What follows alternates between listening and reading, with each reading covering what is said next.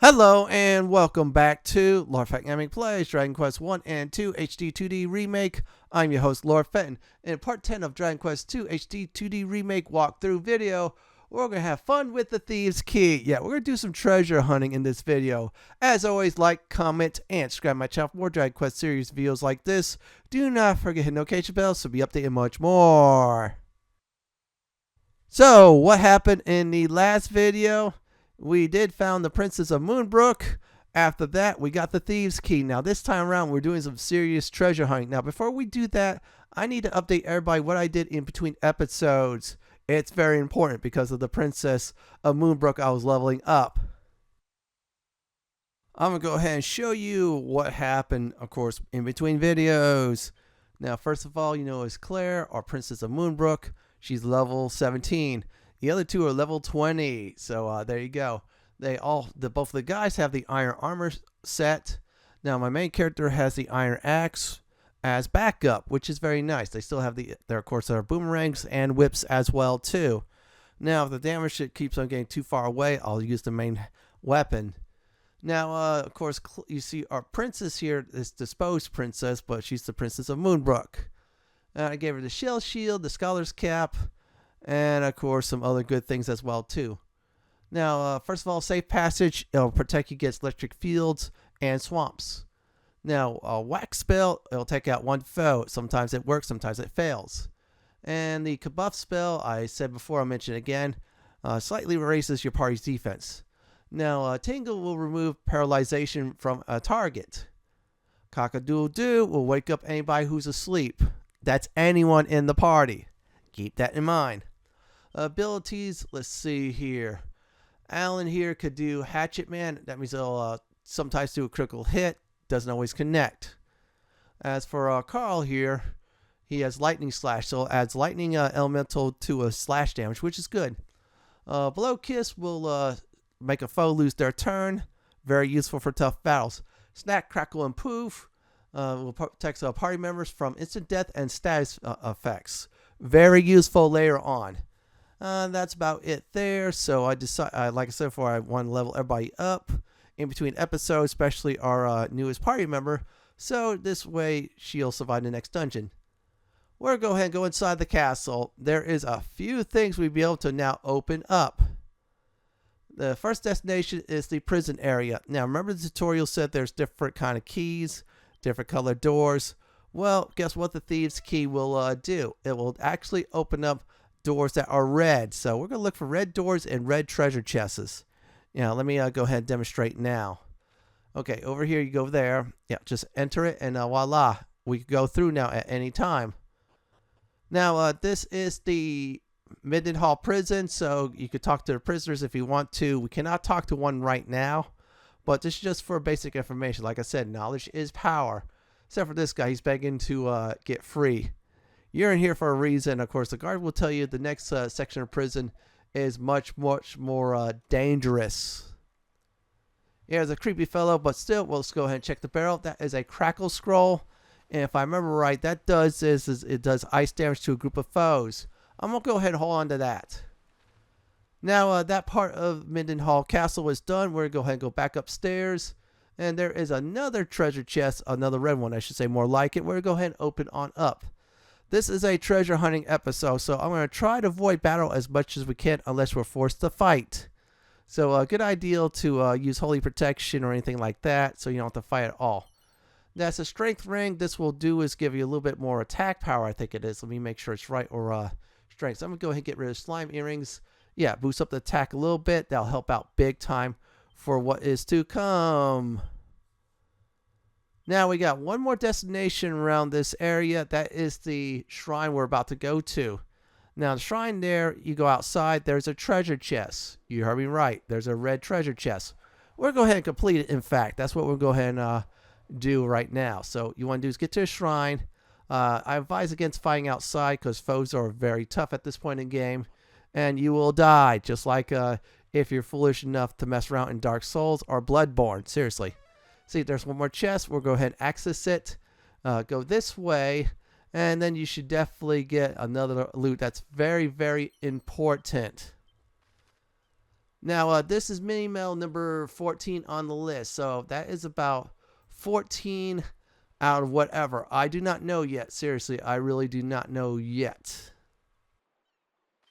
The next location we're going to go ahead and go to is Leftwyne. There is an inn there. And there was a red treasure chest. So this is very important. We definitely go into this inn. If you don't believe me, you'll see in a few moments. So you see this vest? This vest will do is actually give you a little bit more pieces of gold when you win a battle. So for instance, gold nolems, they normally drop, let's see here, 1.9k worth of gold. That gets increased to 2.1k per gold nolem. Now that is really useful for farming foes like this. And early on in the game, if you need some extra gold, this is really useful. I'm dead serious, folks. Seriously. You want to get this one ASAP. It'll help you farming later on. Foes who drop a lot of gold. Now that is done, we're going to go ahead and go to our next destination. That is Cave of the Lake, B2. Remember those two bosses we really trashed hard? Yeah, the one that looked like a voodoo shaman and then a ugly man fly. Yeah, there were guarding 2 treasure chests as well too. We could not access it at the time due to the fact that, yeah, we didn't have the thieves key. Now we do. We're going to go ahead and get some nice stuff out of it. Yeah, just say you're going to just enjoy one of the items. The other one, I'm going to explain about that as well too. So what we'll go ahead and do is definitely get down to B2. Now this is one of the easier dungeons if you notice, and I'm just going through it real quick. There's also a heal pad there to heal your MP and HP if you decide to actually fight through it. You know, it'll give you a full recovery, which is really nice. Now, if you decide to just go to each area of the game and level up the princess that way, that's good. I decided to level up around Moonbrooke Castle, or I say the ruins of it, actually. And that was easy to do because 2 of my other characters were strong enough to defeat the foes there. And that's why I got the princess to 17. So we'll go this way. We'll just keep on going. And there should be some serious nice loot towards the end. So let's get to it now. Now inside treasure chest number 1 is a Hypno Whip. Now what a Hypno Whip does is sometimes bedazzle your foes. And if I remember right, only your Princess of Moonbrooke could equip it. That's the only one I think could use it. So make sure she definitely equips it. Get rid of the Thorn Whip. You're not going to need it anymore. And believe me, a few times it does proc. It's probably very useful for boss fights. But I advise against, of course, using the princess just to attack. Use against yard trash. The Sage's Elixir will heal up to 80 MP. Hold on to these for later on in the game. Seriously, hold on to it. Treat it like buried treasure, something like that.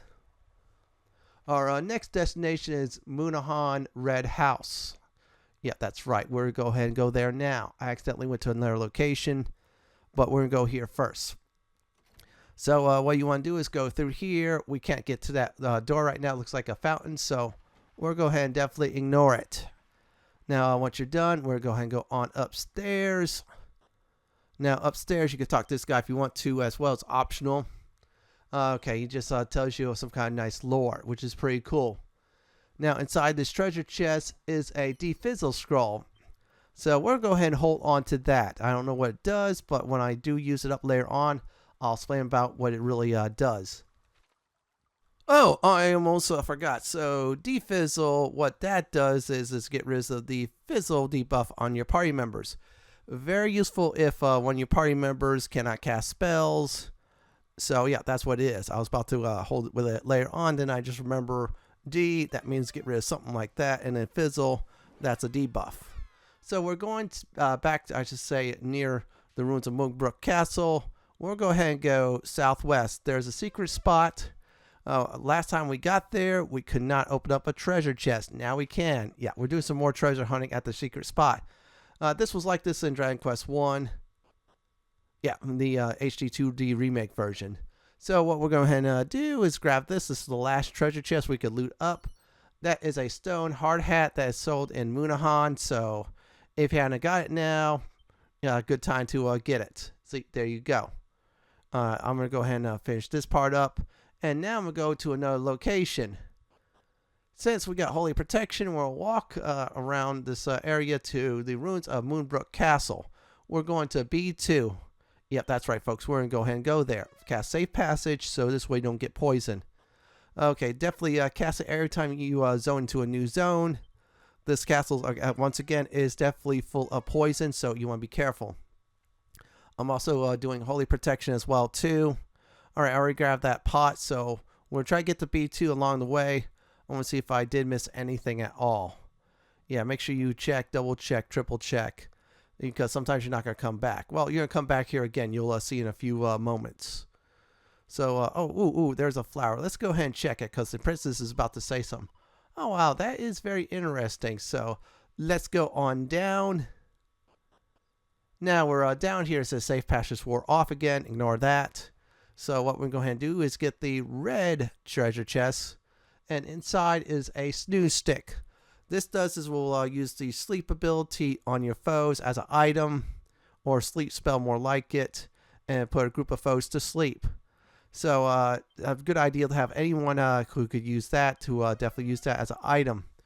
I'm going to go ahead and say it is really useful, especially in Dragon Quest III HD-2D Remake. Now, this is going to be one final look. I want to make sure I definitely get a lot of things done before I get out of here. I'm just going to check. We cannot get the treasure chest behind the throne room. That is a dark gray and black chest. Again, I'm withholding what kind of key it does require. The fact in case anybody's new, I don't want to spoil it.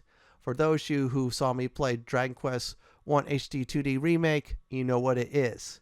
So I'm going to try to keep it on the down low. Alright, nothing there. I'm just double checking before we get out of here. This last thing I'm going to do, then I'll recap the video.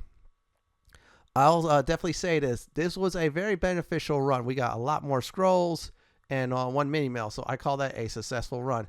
Plus, we got some new equipment as well, too. So that's a very good thing. I'm just checking over here. And since I got safe passage, yeah, that's a very nice spell. I'll be able to go over marshes and layer on electric fields. Hopefully lava, too. I'm just saying. All right, that looks good. If you want to, you could talk to 3 people here if you want to. That's saying if it's a big if. All right, that's a chest there. Nothing else is here. I think I'm going to check a few more sections here, then I'm done. Oh, man, this place got trashed still. I mean, I feel bad about it. It was very nice. I'm glad Dragon Quest II HD-2D Remake showed it before the invasion, and then they show during the invasion. Now we're at the after part.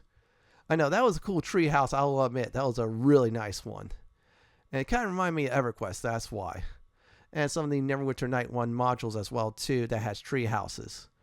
Yeah, I'm looking at you, Tyrants of the Moon Sea. I was in a treehouse village area. That was a cool place. Alright, I think that's about it. I'm going to check behind the fountain if nothing else is there or around it. Okay, that's about it.